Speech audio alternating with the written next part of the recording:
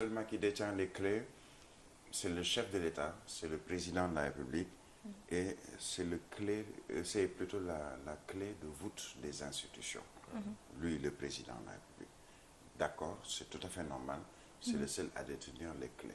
Je le disais, je pense hier, c'est le président de la République, c'est le chef suprême des armées, c'est le président du Conseil supérieur de la magistrature, c'est le président dans un régime qui est hyper présidentiel, pour ne pas dire un régime présidentiel très fort, celui du Sénégal.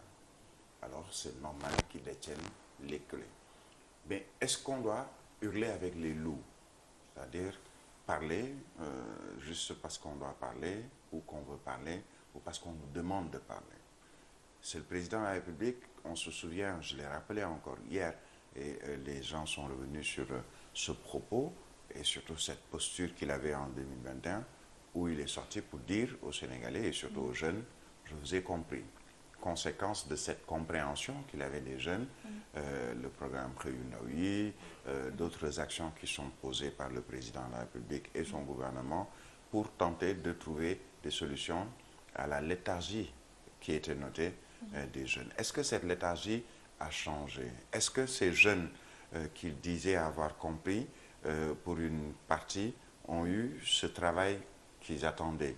On a vu, je pense, c'était au passé Zaffini, quand le Premier ministre Amadou Ba, aux côtés d'autres responsables du régime, ont fait un face-à-face avec des jeunes pour dire que, écoutez, Réunaoui, c'est quand même, je ne sais plus c'est combien le chiffre, près de 6 000 jeunes qui ont été, qui ont trouvé du travail, comme on dit, de manière temporaire, ou avec des contrats à durée indéterminée pour certains, des contrats à durée déterminée pour d'autres, et même des contrats de prestation pour d'autres.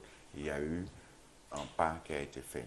Mais malgré ce pas qui a été fait, qu'est-ce qu'il y a qui n'a pas marché entre 2021 et 2023, et quelles sont les causes de ce qu'on a vu un peu il y a quelques jours, notamment jeudi dernier, et le lendemain, le vendredi, qui ont poussé des jeunes, et même des très jeunes, à sortir dans la rue et à affronter les forces de défense et de sécurité, avec les conséquences qu'on a eues, à savoir déjà le nombre de personnes tuées, 16 personnes mortes durant ces événements. On parle d'un peu plus de 16 personnes.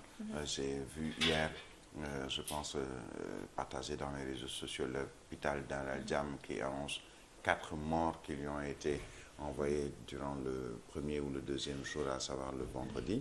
Qu'est-ce qui n'a pas fonctionné? Quel est le message que les gens n'ont pas compris, ou que lui, le président de la République, n'a pas compris? Qu'est-ce qui s'est greffé à cette situation de 2021?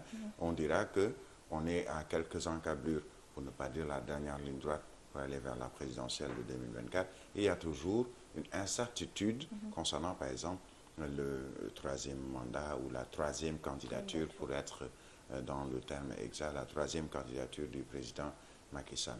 Il y a une autre situation qui s'est posée, à savoir l'affaire Ousmane Sonko, et surtout le verdict que certains trouvent inique du tribunal qui a jugé Ousmane Sonko pour des faits pas de viol, puisque certes on l'a jugé pour des faits de viol, mais le verdict concerne plutôt un autre fait, ou une requalification. Il y a une requalification des faits pour parler de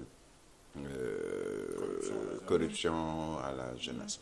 Alors, cette somme de frustration au plan politique, au plan social et autres, a peut-être débouché sur une situation de vive tension, mais le fait de parler de ces morts également, parce qu'il y en a eu d'abord, on parlait de Troyes, on parlait de Ziguinchor, on parlait de ceci, de cela, entre autres, et certains nous ont annoncé qu'il y a eu des forces différentes de celles politiques qui étaient sur le terrain, et des manifestants, pour nous parler de forces occultes.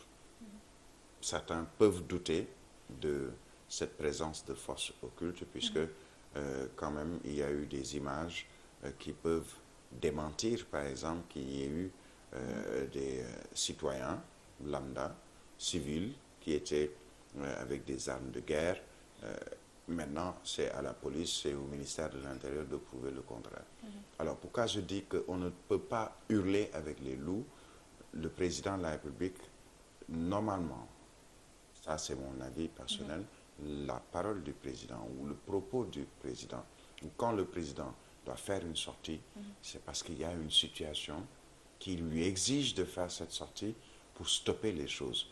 Mais si lui ne parle pas, ou si lui, il parle à un moment, peut-être la semaine passée, ou en début de week-end, ou même en début de semaine, est-ce que ces propos pourraient être entendus par ceux qui se sentent frustrés et qui se disent, mais écoute, tu nous as parlé l'an passé, ou il y a 2 ans, bah, entre il y a 2 ans et aujourd'hui, si tu reviens pour nous dire la même chose, bah, on ne va pas t'écouter. Alors lui, le président de la République, est dans l'obligation déjà de suivre ceux qui l'entourent et qui le conseillent par rapport à une situation donnée. Et il est dans l'obligation de se dire, écoutez, je dois être au-dessus de la mêlée. Certains de mes ministres ont fait des sorties. Je ne vais pas greffer ma langue ou mon propos à leurs propos à un moment où je dois d'abord voir comment les choses vont évoluer. Des sorties quand même qui ne sont pas convaincants. Oui, mais est-ce que la sortie du président de la République pourrait convaincre? C'est là la question. C'est-à-dire, ces ministres ont parlé, et c'est pas, je dirais, ce sont des ministres sectoriels, puisque par exemple, le ministre de l'Intérieur, c'est lui qui a un peu, c'est un peu lui le patron des forces de défense et de sécurité, et dans cette affaire, ou en tout cas dans ces différents jours de manifestations, de pseudo-insurrection, entre autres, ce sont ces forces de défense et de sécurité qui étaient sur le terrain, qui sont même accusées par certains, notamment de l'opposition, d'avoir tiré à balles réelles sur des manifestants.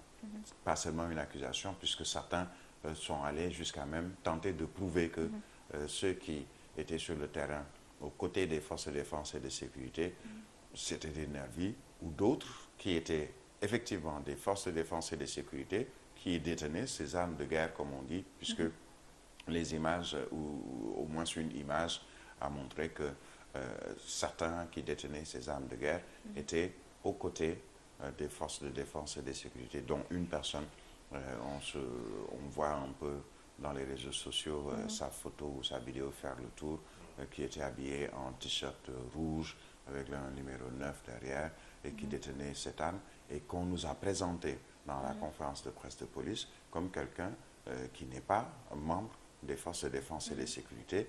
Et pourtant, dans une autre vidéo, on voit cette même personne s'engouffrer ou embarquer dans un véhicule.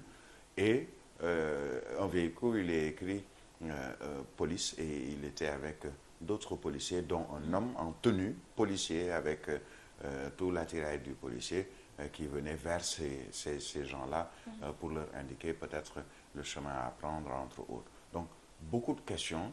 Et dans cette jungle de questions, de questionnements, de propos des uns et des autres, est-ce que la parole du président de la République à ce moment précis pouvait avoir une quelconque influence sur cette tension qui est restée latente? Je pense que ce qui a plus influencé entre hier et aujourd'hui, ou avant-hier et aujourd'hui, c'est cette visite plutôt du président Macky Sall envers Serigne Mountakha Mbacké Bachir.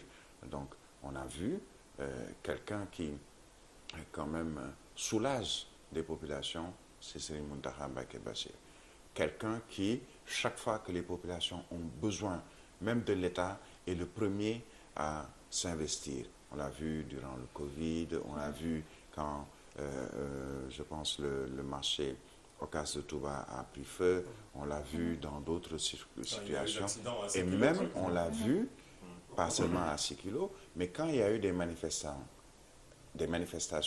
et qu'il y a eu mort d'homme en 2021, mais il a mandaté des émissaires pour que ces derniers puissent se rendre auprès des familles de ces victimes avec une enveloppe différente de celle de l'État qui, chaque fois qu'il sort une enveloppe pour la famille d'un défunt, on sait le montant qui est dans cette enveloppe en termes de condoléances, de djahal comme on dit chez nous.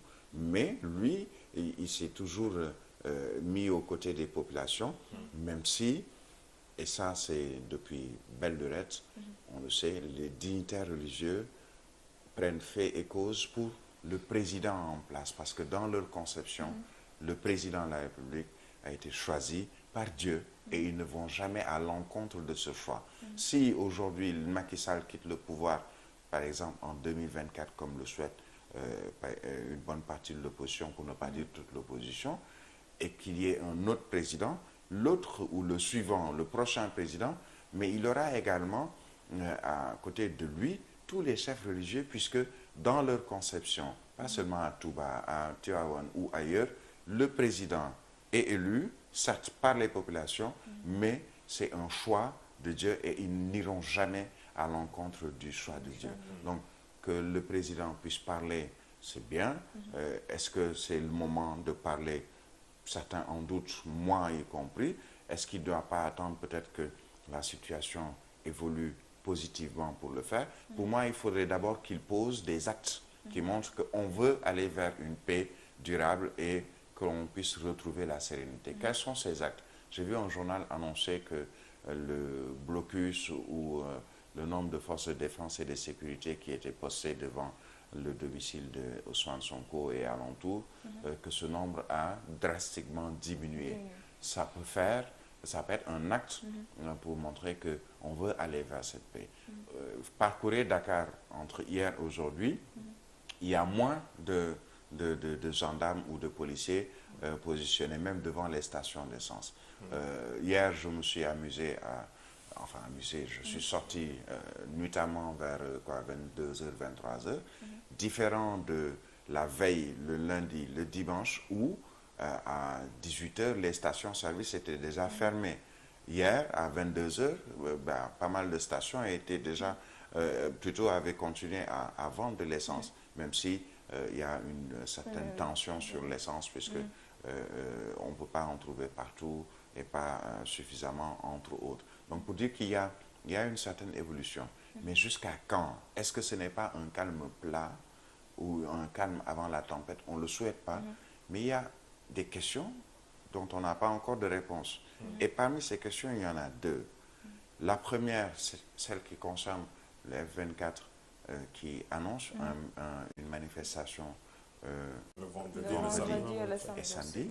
Quelle sera l'attitude de l'autorité par rapport à cette manifestation? Est-ce que l'autorité, quand je dis l'autorité, ce n'est pas forcément le président de la République, mais le préfet de Dakar ou le sous-préfet de Dakar Plateau, pour dire, écoutez, le 24 veut faire une procession des cimetières Saint-Lazare vers, je pense, l'école normale. Est-ce qu'on va accorder et encadrer cette manifestation, cette marche, ou on ne va pas l'encadrer ni l'accorder, et ça, ce sera une tension supplémentaire, ou est-ce que le F24 va se dire, écoutez, on est dans une situation assez compliquée, il y a des efforts faits de l'autre côté pour abaisser la tension ou rabaisser la tension, est-ce qu'on ne va pas tout simplement surseoir à notre manifestation jusqu'à un moment un peu plus propice? Ça, c'est une série de questions sur un plan. La seconde interrogation pour moi, c'est le cas Ousmane Sonko. Puisque quand même, il y a eu une décision de justice. Maintenant, est-ce que cette décision de justice, à savoir sa condamnation à 2 ans, va être appliquée ou pas, et dans quelles conditions, ou est-ce qu'on va peut-être trouver une parade pour ne pas faire appliquer cette décision? Mais il y aura dans ces deux cas de figure 2 conséquences. La dernière conséquence, concernant le dernier point que j'ai évoqué, si la décision de justice n'est pas appliquée et qu'il y ait une parade pour trouver un moyen pour ne pas faire appliquer cette décision de justice, donc ne pas aller l'arrêter ou lui demander de se constituer prisonnier, ce serait que, attention, bonjour